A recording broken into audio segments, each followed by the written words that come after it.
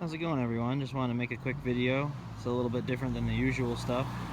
You have to pardon the traffic, but I just wanted to start doing maybe a little series of videos on my project car. So I'm hand holding my phone, so you have to forgive any shake, but I recently picked up a 2001 Porsche Boxster, the base model, non-S, so it's got a 2.7 liter flat 6 engine. I got it a few weeks ago, or well, I don't know, a little while ago, somewhere between 2 weeks or so. But I just finished washing it, so I figured I'd make a video. It's been an interesting car for me. I'll talk about the car in general, then we'll go into some of my plans and philosophies about the car. So this is part of the 986 chassis code generation of Boxster, the first generation. It first came out in 1997, and they had a 2.5 liter available and a 5-speed manual or a 5-speed auto. The year 2000 saw the change to the 2.7 liter and the introduction of a S version, which offered the front brakes off with the 911 at the time, the M030 improved suspension package, 6-speed manual transmission, all that fun stuff. And as usual, you know, all these Boxsters had a gazillion options available from the factory. But I'll wait for this car to go by. But this is an 01, and it's a non-S, so it is a 2.7 liter flat 6 with a 5-speed manual. It's got 4 piston brakes up front and 2 piston brakes in the rear. It has power operating soft top, but this version only offered the power operation only works when the parking brake is, or the handbrake is engaged. So it's not like you can do it while you're driving like it came with the 97s, which are later. Everything, for those of you who don't know anything about this car, I guess I'll talk about kind of the engineering of this car. So in the 90s, in the early 90s, Porsche was still making air-cooled 911s, and that was about all they made, literally all they made. And they were in financial trouble, and they didn't want to be bought out. So they decided to come out with a car, and so in 94-ish time period, they introduced the Boxster concept. So Boxster is boxer engine, because it's a flat engine, and Stir is from Roadster. The name proved to be pretty popular, so they decided to keep it. But yeah, so the front end of it, you get a lot of gripe from 911 owners, because basically from the dashboard on this car is identical with a 911 Carrera. So every parts are interchangeable. Well, tons of parts in this car are interchangeable with the Carrera 911. So like the dash interior is all almost exactly the same.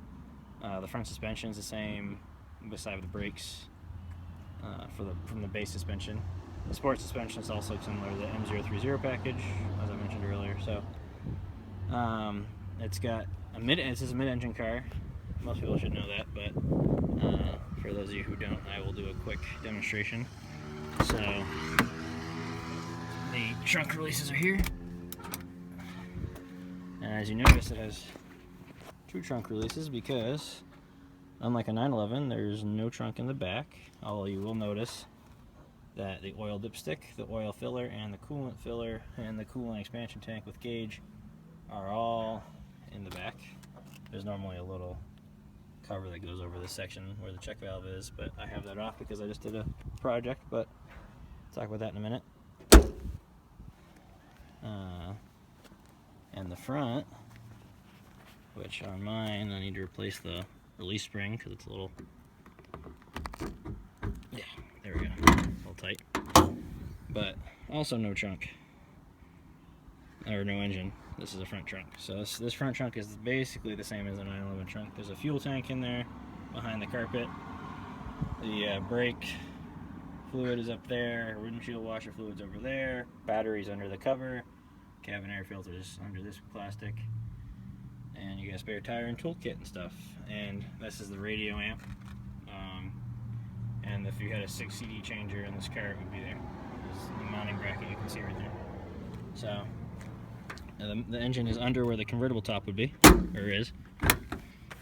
And yeah, so it's a fun car. That means that the balance is extremely neutral when you drive it, which means that it feels very light to drive, and it's very easy to carry a lot of speed through corners in this car.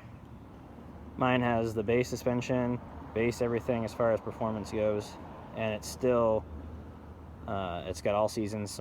Let's see, I'll zoom in here.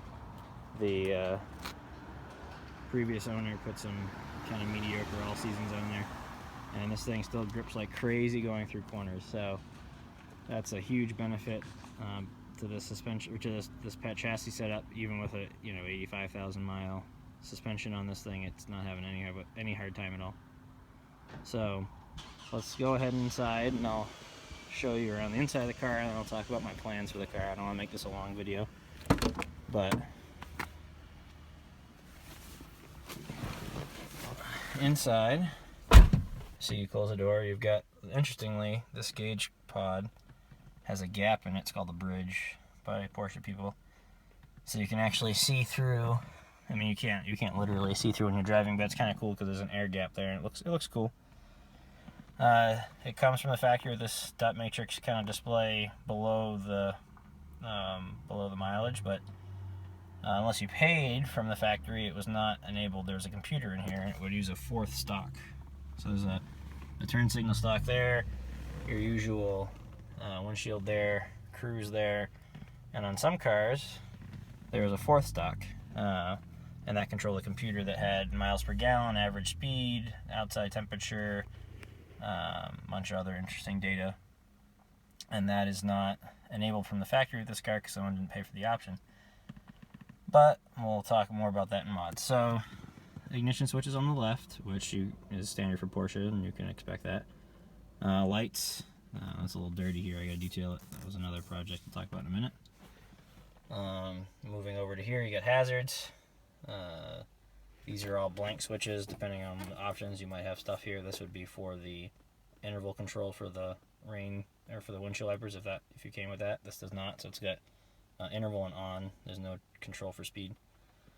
This is the base radio. It's AM, FM, and single CD. My single CD doesn't really work very well.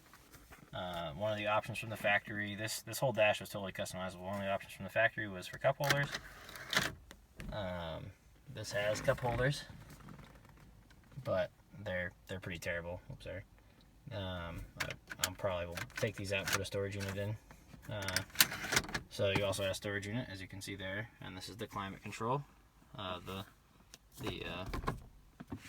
display for these is notorious for going out. Mine's got a few missing segments on both displays, but you've got automatic climate control. That was standard. Defroster, AC, and this adjusts the temperature. Temperature shown here, and this is if you're using manual mode, this adjusts the fan speed. This enables and disables. So it's kind of cryptic, typical Porsche. This enables and disables all of the dash vents. The top one enables and disables vents that blow air like up high over your head, and then this one, the bottom one, is the footwell, and this is recirc. So cigarette lighter plug, which is the European style that I'll talk about in a minute. The top opener closer, so all you have to do to open and close the top is to go up here, you push the button. I won't do it because I have the key right now, but you press this and then you pull the lever down, the window's automatic.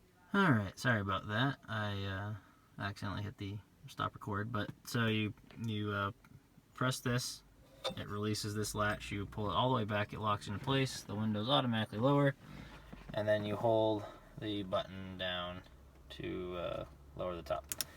I don't know if I mentioned this already, but this is a European sized lighter, but we'll talk about that in a second. This is if you have a factory hardtop, which they offered. When you have that on, this operates the rear defroster. This is the central lock unlock. You move down, you have a 5-speed long throw shifter. Very mechanical and nice, but it's long throw. You can get a Porsche factory or aftermarket short throw. These are automatic up-down window switches. You push them up once or down once and they go up and down. There's none on the doors, but if you hold it, they will go up and down incrementally. That's my dry cleaning slip. This is the Ashtray. Normally it just like pushes open and closed. Get around here. But mine's a little sticky, I gotta work on it. But they offered a blank if you did not get the smoker's package that just had a little storage, like an open storage cubby for change here. I'll probably get that eventually. This is a center console box. It locks, it's linked to the alarm system. And that's about the only storage in the car. There's no armrests. There are, however, there's no glove box. There are, however, armrest storage units. Those units are, sorry for the glare, but those units are quite deep. Yeah, the glare's really bad right now because it's sunset, but there's some storage behind the seats, depending on how far back they are. Little mat pockets. This is how you get access to the engine. You can see down here, there's a storage unit on either side. It's open. If you had the Bose system, there are speakers back there. And there are also a little storage unit back here. It's pretty deep. But enough about the details of the car itself. Let's just talk about what this car is for me and what I want to do with it. I'll probably make a few more videos. You'll have to forgive me. I'm used to talking about cars or watches, but I'm not used to talking about cars in public. I'm not very composed, but I will hopefully get better. So, I got this car for around $700-800. They're pretty cheap now. A known problem that they commonly have is the IMS bearing. There's an intermediate shaft that for those of you who know about engines, the intermediate shaft in the engine drives the timing chain intermediately. So the timing chain normally is linked from the crankshaft to the camshafts, and in this case they use an intermediate shaft to drive the bottom half of the timing chain because the engine, as you can see up here, revs all the way up to 7,000 RPM and even higher on the S model. So they wanted to be able to, I guess, offer some additional wear protection on that. So that's known to fail. There's a bearing in it that's known to fail, and that causes total engine destruction. So that's caused the value of these cars to plummet dramatically. But it only happens on about 6 to 8% of the cars in this generation. So if this has 80,000 miles on it, and it was driven pretty regularly, that means I'm fairly safe from some basic issues to do with that. But basically, when you change the clutch on this car, you just change the bearing, and you're okay. There are some other ways to help mitigate, making sure you don't have any damage.